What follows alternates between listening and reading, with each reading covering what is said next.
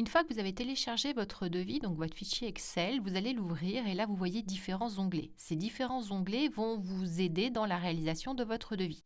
Tous ne sont pas nécessaires à chaque fois. Les premiers vont vous aider plutôt dans les premiers devis à réaliser et les autres, ce seront en fonction des demandes de vos clients. Alors, on va voir le premier onglet qui est l'explication. Celui-ci va vous guider lors des premiers envois de devis. Il va vous permettre de vérifier différents critères. Donc, il y a 3 étapes à suivre, le paramètre, la liste des ouvrages et le devis client. Par la suite, ça deviendra automatique et vous n'aurez pas forcément besoin de vérifier à chaque fois ces différents onglets. Vous avez aussi par la suite d'autres onglets qui comportent en fait des explications pour vous aider dans la réalisation de votre devis. Donc, cette partie-là, explication, vous guide dans la réalisation de votre devis. Au niveau de l'onglet paramètres, là apparaissent tous les éléments que vous avez déjà complétés dans l'application. Votre tarif de main-d'œuvre, donc qui est à 50 € de l'heure, vous le modifiez si vous le souhaitez ou pas. La remise moyenne dont vous bénéficiez chez votre distributeur, pareil, c'est vous qui mettez la remise que vous possédez.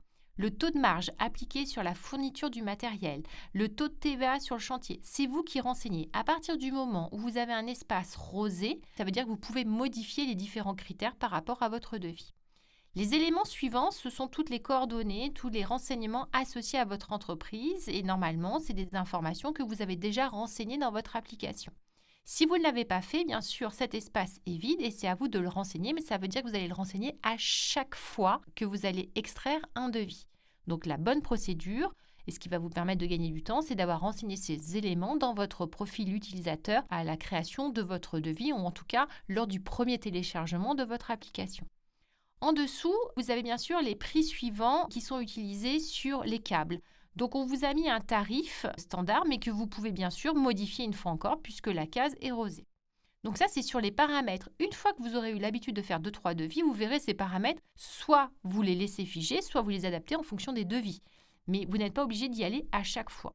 La liste des ouvrages vous fait apparaître bien sûr tous les équipements que vous avez sélectionnés, mais aussi les fils utilisés, la main-d'œuvre, les produits complémentaires.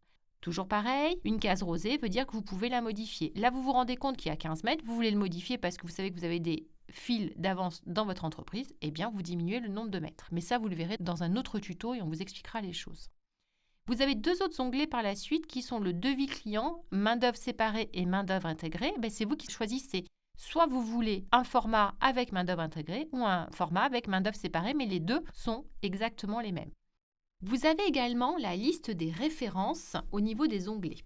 Donc cette liste de références, vous avez les références Legrand qui apparaissent. Ce sont les références que vous avez sélectionnées dans votre application, les équipements que vous avez choisis et qui reviennent dans ce fichier Excel. Du coup, vous allez pouvoir les exporter. Ça va vous permettre de pouvoir retraiter cette sélection dans un autre logiciel, sur un fichier Excel, en fait, de faire ce que vous souhaitez en fonction des éléments que vous avez sélectionnés lors de votre relevé de chantier. Donc, vous avez les références, les libellés, le type de référence, les tarifs, les quantités, les remises. Tout à l'heure, on en a parlé de la remise qu'il fallait renseigner dans l'onglet paramètres. Eh bien, ça revient aussi également dans cette partie onglet liste de références.